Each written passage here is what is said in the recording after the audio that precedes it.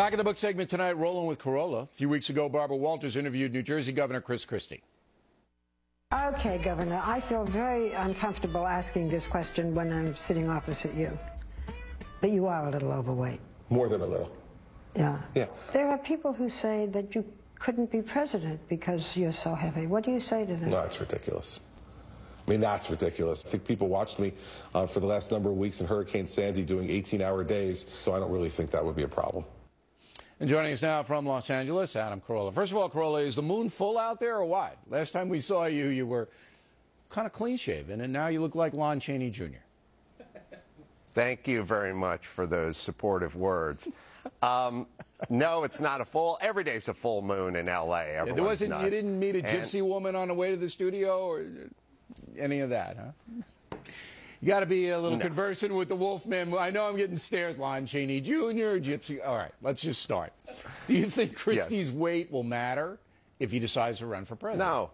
No? Well, first off, isn't president the ultimate fat job? I mean, you don't fly fat coach. Cats. Yeah, fat cats. You host a bunch of you host a bunch of dinners, and even your office is oval shaped. It's like you have a fat office. So it's not like the president has to get up on an extension ladder and clean the gutters or anything. So you can be fat and be the president. You can't be a fireman and be fat, but you can be the president. And then secondly, let's take a look at the voters. They're fat. I mean, I went to Disneyland a couple days ago, and it's the fattest place on earth. I mean, so that chances are Christie might carry Disneyland. People are. Right. All right, but you know, Grover Cleveland, a hefty boy. William Taft. William Taft. I mean, specially designed knickers to get him out on the golf course, and they were big. Yeah, I don't think that if Christie runs for president, the weight is going to be an issue. Now, taxes going up. No, and also who's who's voting? Chubby who's people, doing the voting? He may capture a bit of the Zoftig vote. That definitely could go his way. But you know, well, that's how it works, isn't it? I mean, there are Democrats who are hefty too, and if they run against Christie, they might be torn about who is heftier. Okay, taxes going up, and you say?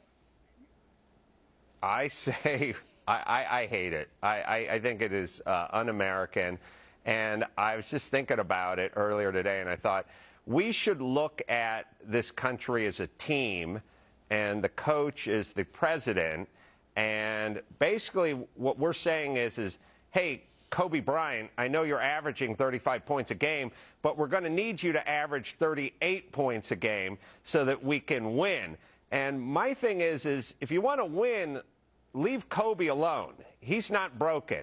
He's scoring already. But there's a whole bunch of other guys that are on the bench that are averaging 4 points a game. So let's focus on those guys.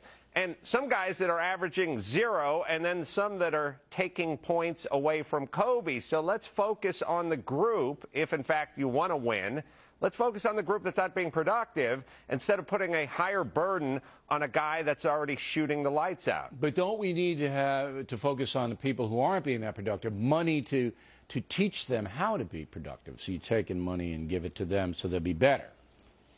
Right, so we can depress them and rob them of their dignity and get them to produce even less in the future and to indoctrinate their children into this horrible sort of farm where everything is handed out for free. And no, it's a horrible idea, and obviously it doesn't work. When you were growing up, because I know I've read that taco book, you had a kind of a situation like that where your mom was getting assistance and stuff, right? My mom was getting welfare, and I just naively said to her one day when I was about 8 or 9, hey, Mom, why don't you get a job? And that way we'd have some money, we could get a nicer car and all that good stuff. And she said, if I get a job, I'll lose my welfare, which not exactly the thing that children's books are made of.